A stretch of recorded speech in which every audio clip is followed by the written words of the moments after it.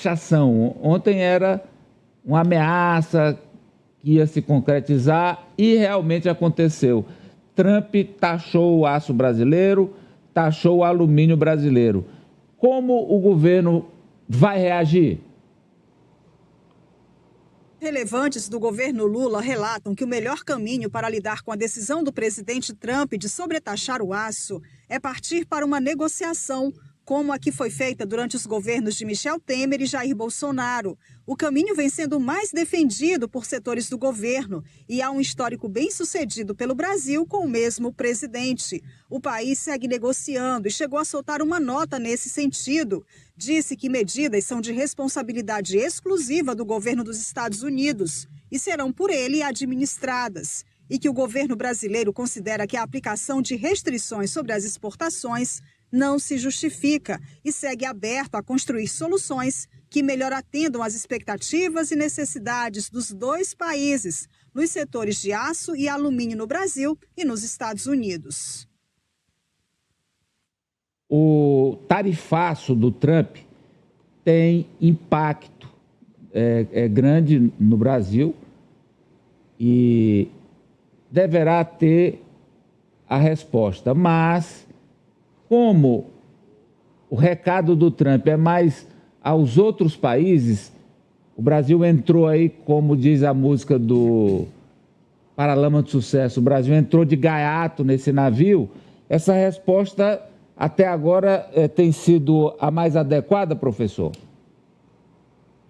Tem sido adequada. O próprio ex-ministro Celso Amorim, assessor especial do presidente para as questões de relações externas, né, relações exteriores, foi quem, inclusive, por mais tempo chefiou Itamaraty, mais até do que o Barão do Rio Branco. Acho que hoje foi muito ponderado. Eu acho que tem que ter cautela, mas também cautela não pode ser confundido com receio, com medo, com inoperância, né? Vamos aguardar. A gente sabe que liderança desse tipo age no sentido de provocar, a gente não pode cair no terreno da retórica extremista, que isso não interessa ao Brasil, pode interessar ao Trump junto aos seus eleitores, mas não a nós aqui, e com calma ver também a reação de outros países e analisarmos, se for a manter essa taxação, a necessidade, que isso não se faz a curto prazo, mas a médio prazo, de ter outros mercados, por exemplo, para o aço e para o alumínio produzidos aqui no Brasil, né? E isso, quem vai acabar sendo favorecido por ter relações permanentes, sérias e não estapafúrdias, é justamente a China, que, como nós já tínhamos comentado em outro encontro, que acaba aparecendo com aquele país que leva a sério as determinações que hoje passam, na verdade, pela Organização Mundial do Comércio. Por fim, nenhuma questão comercial foi levantada. Ele fez acusações, por exemplo, ao Canadá e ao México, especialmente. O Canadá é o que mais... Canadá, Brasil e México, em termos dos que mais exportam aço para os Estados Unidos, sobre a questão de drogas, no caso dos dois primeiros, né, dos dois países vizinhos aos Estados Unidos, drogas, e a questão que envolvia o narcotráfico, né, e os indocumentados, né. A questão comercial propriamente dita, ele deveria fundamentar na Organização Mundial do Comércio, assim não o fez. Então, o governo está agindo de forma prudente, mas vai ter resposta, mas não na base da retaliação, de briga de rua, não isso, pensando nos interesses nacionais. Ô, Ari, sim, eu queria perguntar para o senhor como ficam políticos brasileiros, gestores, que se manifestaram favoravelmente a Donald Trump e que agora vem esse tarifaço repercutir diretamente nos seus estados. Eu vou citar especificamente o governador de São Paulo, Tarcísio de Freitas, porque o tarifaço do Trump atrapalha a indústria de São Paulo. Sim. E ele meteu esse boné aí, Make America Great Again. MAGA. E o Zema, Romeu Zema, que também no dia manifestou que estava muito feliz, que agora sim era o Trump e as coisas iriam melhorar. E Minas, talvez, se você for ver relativamente, foi ainda mais afetado do que São Paulo na questão do tarifaço? Olha, é preciso que a imprensa coloque uma lupa sobre esses gestores, porque agora eles vão mergulhar a cabeça tal qual um avestruz enterra a cabeça no chão. Gente, não dá para ficar, como o professor disse, omisso em relação ao tema. A posição diplomática é parcimoniosa, é equilibrada, como se espera que seja. Até porque uma guerra comercial vai ser muito ruim para o Brasil no médio e no longo prazo. É ruim para o mundo, né, Ari?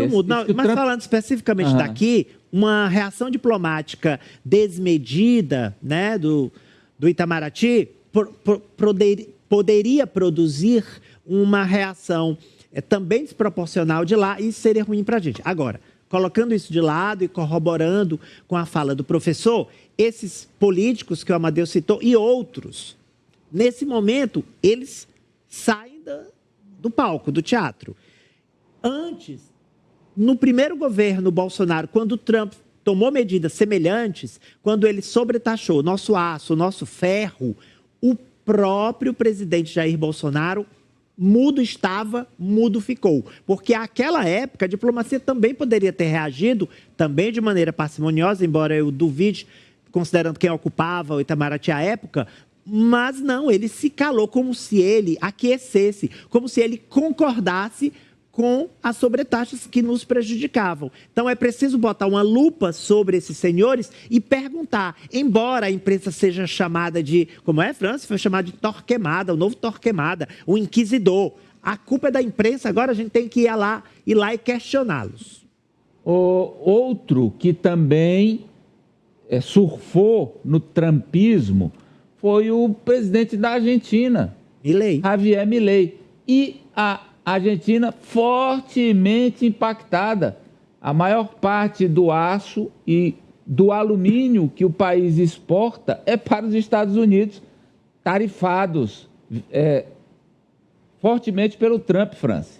Justamente, Amadeu, e proporcionalmente o impacto para a Argentina é ainda maior do que o impacto para o Brasil, porque as exportações para os Estados Unidos representam 18% da cadeia de aço e de alumínio do Brasil. Na Argentina, esse índice chega a 62% para o aço e a mais de 50% para o alumínio. Tanto que o presidente da Argentina, que é uma espécie de vassalo do Trump, quer seguir o mestre em todas as ocasiões, teria dito que se deu mal, mas que não pode reconhecer isso publicamente.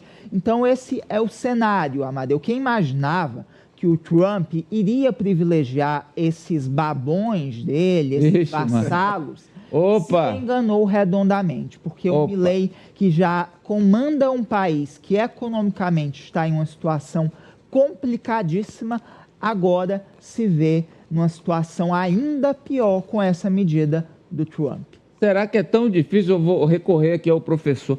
Sei, professor, está na história do mundo. O professor que sabe muito mais do que nós todos juntos, excetuando o Chuari, que brotou 40 minutos antes do nada. Mas o professor sabe que os imperialistas, e o caso, o Trump, ele tem esse viés, né? Ele é um imperialista e não nega, e ele fala claramente isso. Ele é o seguinte: primeiro eu, segundo eu, décimo eu, centésimo eu. E ele diz isso o tempo todo. America First. Ele fala, ele deixa claro para todo mundo. Será que alguém achava, seja aqui no Brasil, na Argentina, na Suécia, na Turquia, no Canadá, na China, na Índia, será que alguém achava que o Trump ia pensar em algum outro país, talvez Israel, professor? Não, você tem razão. Ele age como há um século atrás, no começo do século XX, tinha a política externa americana do Big Stick, do porrete, né?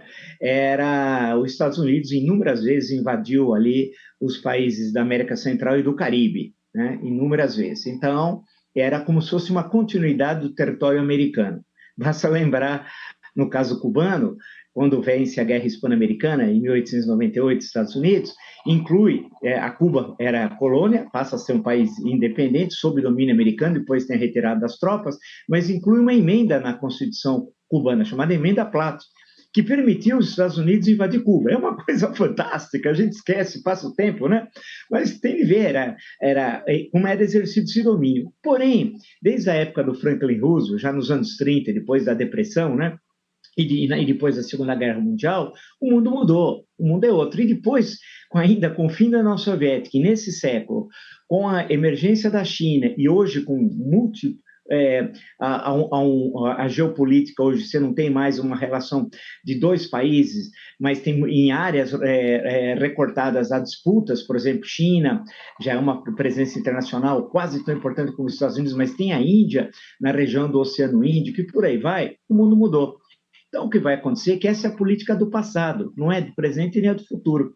No fundo, o maior prejudicado disso tudo será, e muitas vezes até mais rápido do que a gente imagina, o próprio Estados Unidos, isolado internacionalmente, isolado politicamente, vai ter problemas econômicos internos e muita tensão, e as instituições americanas vão ter de provar, no momento que o país vai completar 250 anos, no ano que vem, vai ter de provar se elas são sólidas ou não.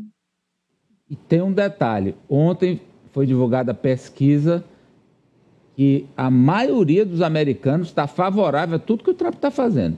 Então, essa história de que ele vai ser contido dentro dos Estados Unidos, eu não acredito. A maioria lá concorda porque ele não está trabalhando a questão econômica, ele está trabalhando a questão da guerra cultural. Pode olhar, tudo dele é a guerra cultural contra imigrante, contra ódio a cristão, aborto. O trabalho dele é esse, se concretizar como o branco que defende lá essa ideologia do americano cristão conservador. E isso aí, nem até o povo aceita, inclusive vai aceitar, a observação que eu tenho vendo de fora, vai aceitar, inclusive, baixas econômicas em favor dessa conquista dos valores culturais. Infelizmente, acho que caminhamos para isso. Vamos agora